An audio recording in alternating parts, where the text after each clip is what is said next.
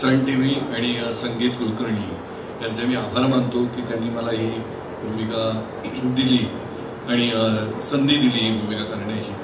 कारण खलनायकी भूमिका मी यापूर्वी बऱ्याच केल्या आहेत, पण ऐतिहासिक आणि पौराणिक विषयांवर असलेली खलनायकी भूमिका मी अजूनपर्यंत केली नव्हती। म्हणजे डायलॉग संवाद बोलण्यापासून ते व्यक्तिरेखा रेखाटण्यापर्यंत सगळं काही नवीन होतं, पण त्यासाठी मला संगीतची आणि प्रसादची खूप मदत झाली। कारण संत सुखविषयी मला तेवढी माहिती नव्हती, पण जी काही त्यांच्याकडनं मिळाली त्या माहिती आधारे मी ही भूमिका रंगवण्याचा प्रयत्न केला आणि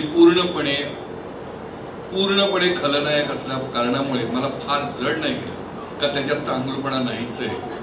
आणि प्रत्येक वेळी मला खलनायकी भूमिका करण्यामध्ये हा एकच उद्देश असतो की वाईट गोष्टींविषयी लोकांच्या मनात खूप खूप राग असावा आणि त्यांचं मन कायम चांगुलपणाकडे ओढलं जावं, हाच उद्देश असतो। म्हणून जी ती खलनायकी भूमिका जितकी प्रखर असेल तितका माणूस त्या वेगाने चांगुलपणाकडे जाईल अशी माझी भूमिका असते ऑलवेज। नेहमी मी तो प्रयत्न असतो।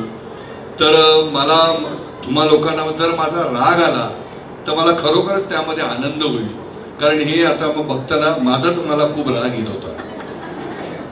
तर त्यामुळे भूमिका चांगली आहे वाईट आहे हा भाग वेगळा, पण त्या वाईटपणाविषयी त्या खलनायकाविषयी लोकांच्या मनात कायम राग आला पाहिजे आणि वाईट गोष्टींबद्दल कायम त्यांच्या मनात तिरस्कारच असला पाहिजे, चांगुलपणाची ओढ असली पाहिजे, एवढाच उद्देश आहे त्यामध्ये।